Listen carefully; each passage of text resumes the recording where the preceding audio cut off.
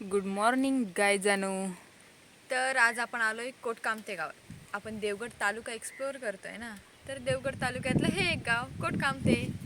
तर बघूया आता कोटकामते गावात किती वाडी आहेत किंवा काय आपल्या कोण कशी इन्फॉर्मेशन देतात ती. म्हणजे सगळे वाडी नाही फिरणार आम्ही, पण बघत जे जाऊ काय की असेल ते हां बाबा असो इकडे एक गाव हा असं.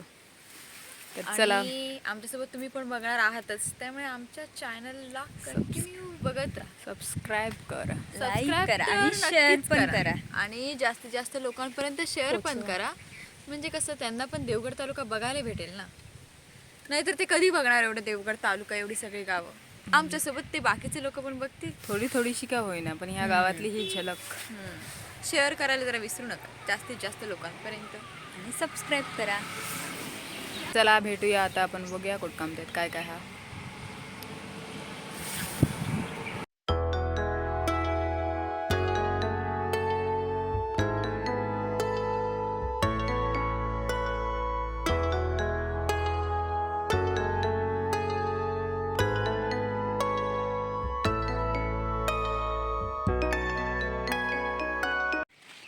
तर आज आम्ही इला कोटकामत्यातील इनामदार श्री देवी भगवती संस्थान. तर आता येतो दर्शन घेऊन आतमधून, बघूया आता आपल्या व्हिडिओ वगैरे करू देतात काय.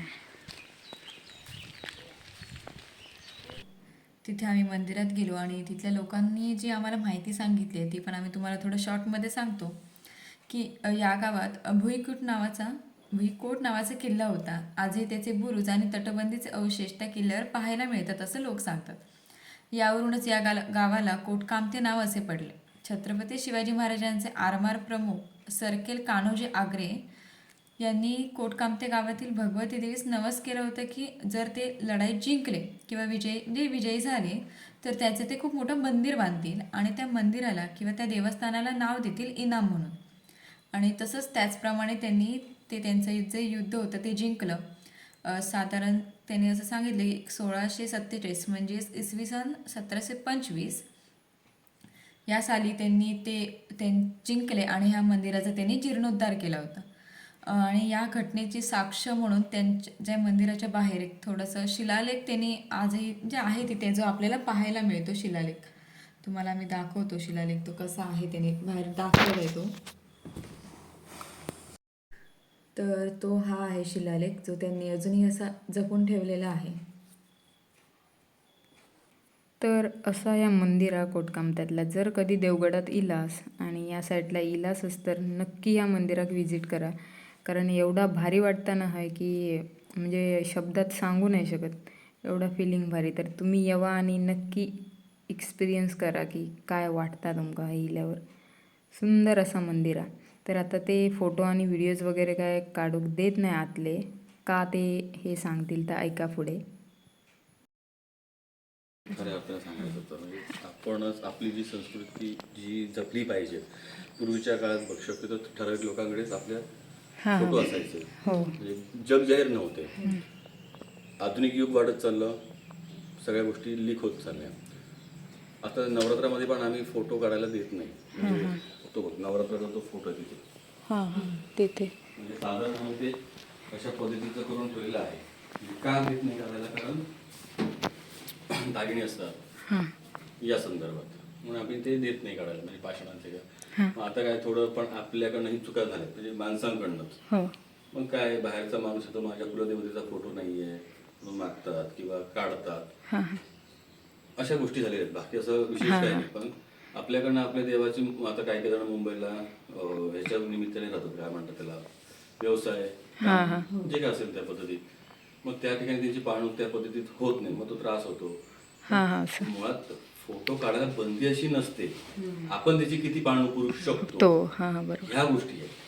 आणि दुसरी महत्वाची गोष्ट, फोटो किंवा व्हिडिओ काढायला सक्त नाही अशासाठी आपण केली आहे की मध्यंतरीच्या काळामध्ये युट्यूबवरती आपल्याच देवाबद्दल वेगळ्या गोष्टी बोलल्या गेल्या होत्या किंवा काही काही अशा गोष्टी की न बोलण्यासारख्याच होत्या, म्हणून तो विषय आपण हेच केला. या मंदिराच्या साईडलाच हनुमान मंदिर आहे. आणि श्री देवरवळ.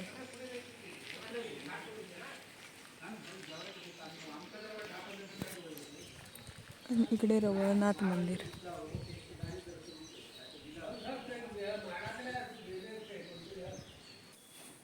तर असं होतं हे श्री भगवती देवीचं मंदिर. आणि नवरात्रीला 9 दिवस या मंदिरात खूप मोठे प्रोग्राम होतात असंही आम्ही ऐकले, की 9 दिवस देवीचा जागर होतो आणि बरेच काही काही प्रोग्राम असतात.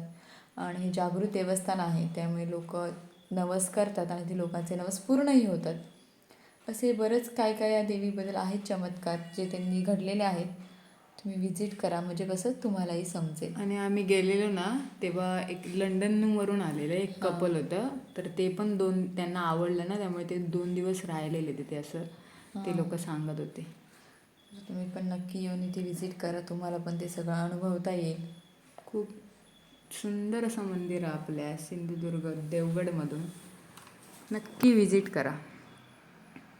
आणि आजूबाजूला पण अशी छोटे छोटे मंदिरं बरेचसे आहेत. मंदिर आहेत. त्यामुळे एकदम भारी वाटतं इकडे. आम्ही सांगता त्यापेक्षा तुम्ही हय इलास तर तुमका जास्त छान वाटत. आणि इकडे आम्ही एक स्कॅनर देतो, तिकडे तुम्ही स्कॅन करून बघू शकता देवीचे फोटोज वगैरे, म्हणजे जी काय असेल माहिती वगैरे ती स्कॅन करून बघू शकता.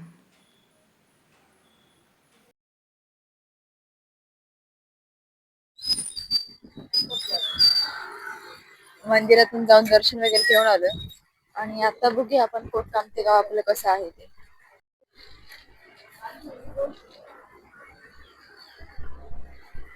तर बारावाडी तर आपल्याला काय बघणं पॉसिबल नाहीये, पण जवळपास आपण बघूया हे गाव कसं आहे.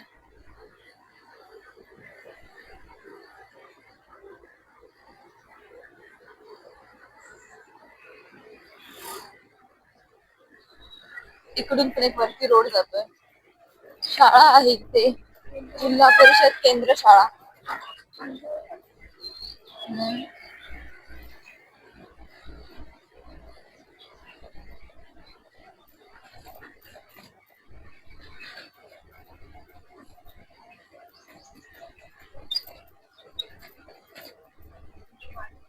इकडे कुंभारवाडी आहे इकडून आतमध्ये.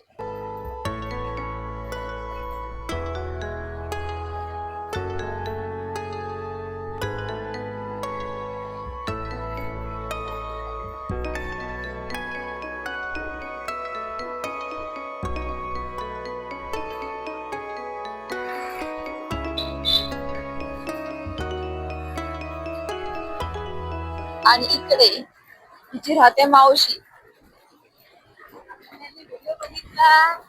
त्यांनी व्हिडिओ बघितला तर मला बोलतील, पण आता जरा पुढे आमचं काम म्हणून थांबलं नाही तर 1-1.5 तास इकडे असोच जाय.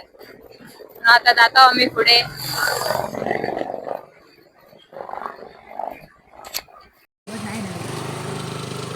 गंमत अशी की आम्ही इलाव कोटकामते गावातून पुढे, पण आता एका वाटूक लागलं की नको, अरे मावशीक परत भेटून जाऊया,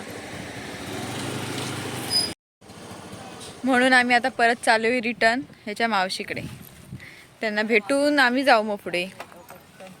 मनाक माझ्या बरा वाटत नाही एवढ्या जवळ मी दारात नाही येऊन गेले, मी करीत नाही कधी.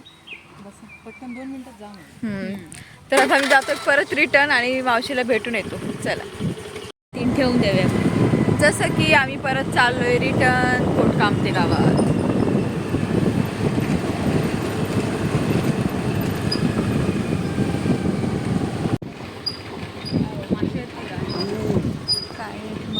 इकडच्या गावात ना हे बरं आहे, गावात येऊन मासे विकतायत. बांगडा आहे. आणि तिकडे काय हो, कुठून आणतात तुम्ही? तिकडून आणले आहेत.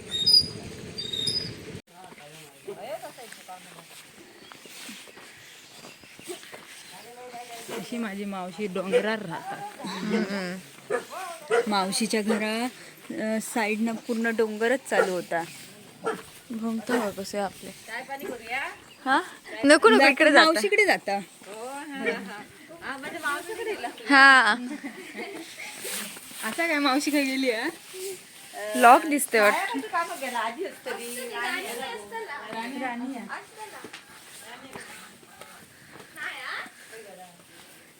काजू हे बघ डोंगर मावशीच्या बाजूला हा असं आहे, उंच डोंगरच आहे सगळं खडक. आजी बरी आहेस ना? काय मावशी भेटली काय? असं पचकून आलो ना. आता मावशी आणि राणी बघत असलेस तर बघ, मी पुढे जाऊन पाठी येईल. म्हटलं नको माझी मावशी आणि बघतील आणि म्हणतील की हा पोर इला नाही म्हणतो. पचकोच झालो माझं. कारण मावशी आणि काकी दोघं काका सगळे गेलेत कामाक आणि आजी भेटली याची बहीण पण ती पण काही गेली आहे डॉक्टरकडे. बाई कोणच नाही. त्यामुळे कोणच नाही. आजी फक्त भेटली तिका भेटून येईल.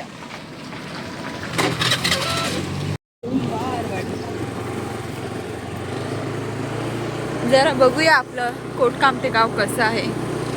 त्यातली आता आम्ही बघतोय कुंभारवाडी.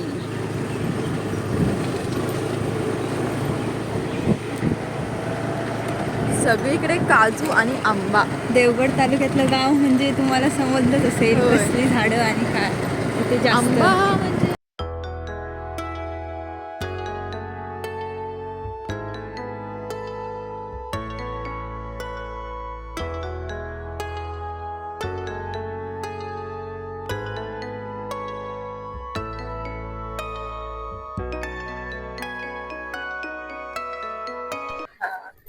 तर ही अशी कुंभारवाडी आणि आमका हय कोण काय माणसा पण दिसत नाहीत की काय सांगतील म्हणून. सगळी मुंबईत आपापल्या कामांकच गेलेली दिसत. जागा आहे ना पाठी ना. हो, जास्त ती घरं बंदच दिसते. तर असो यो कोटकाम ते छोटो आणि सुंदर गाव. छोटो म्हणता येणार नाही, 12 वाडी आहेत म्हटल्यावर. हा बघ चिंचेचं झाड.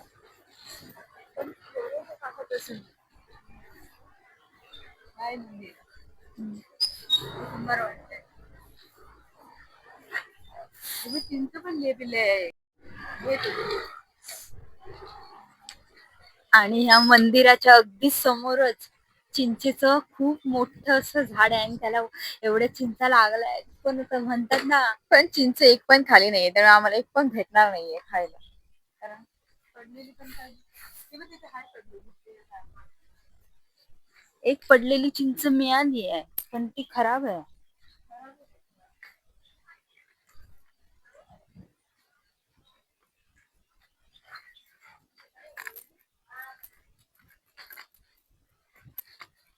रोशनी अगं घे की.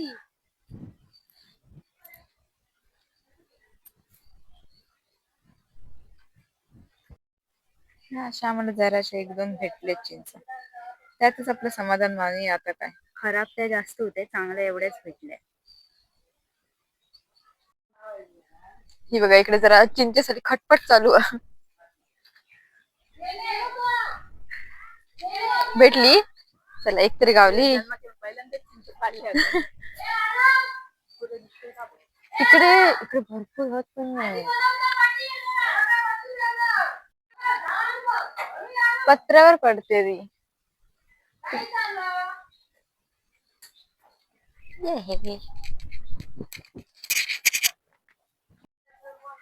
चिंच काढता काढता तर ह्यांच्याशी गप्पा पण मारतो. खूप जुनं चिंचेचं झाड आहे हे. पण चिंच एवढी मस्त लागते ना, आंबट गोड. एवढी तर आम्ही जमा केली पाडून पाडून.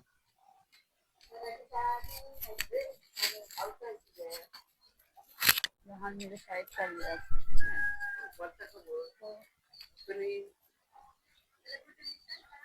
थांब बघते. वरती नाही आहे त्याच्यावर असते. त्या फांदीवर असते.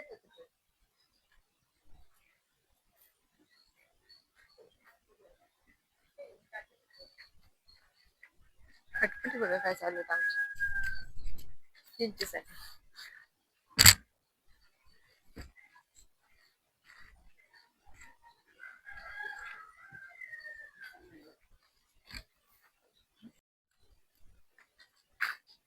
खटपटी बघा काय पडली पडली ती पण पडते का बघ.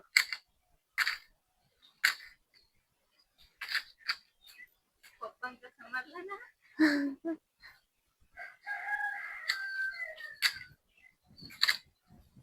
चिठ्ठी येत नाहीये त्याच्यावर.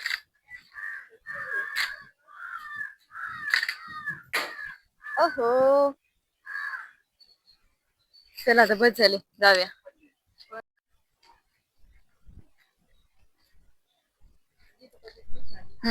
एक बिस्किट पुडा घ्या. इथेच राहता तुम्ही? हा हा. तशा तिथे आम्ही दिले आजीला एक बिस्किट पुडा. चला. आता आम्ही चाललो परत मागे, कारण हिने चिंचे काढण्याच्या नादात मोबाईल ठेवलेला गडग्यावर आणि आम्ही तिथेच विसरून आलो पुढे. आता ज्याने आठवण केली म्हणून, त्याच्यामुळे आता परत चाललो आम्ही मागे. बघूया आता मोबाईल भेटतोय की कोणी उचलला येतो. आणि व्हिडिओ आवडला असेल तर लाईक, शेअर आणि सबस्क्राईब नक्की करा. भेटूया आपण एका नवीन गावासोबत आणि जास्तीत जास्त लोकांपर्यंत शेअर करा. लवकरच भेटूया देवगड तालुका एक्सप्लोअर करण्याच्या एका नवीन गावासोबत. तोपर्यंत बाय बाय. हा बघा नशीब. चला.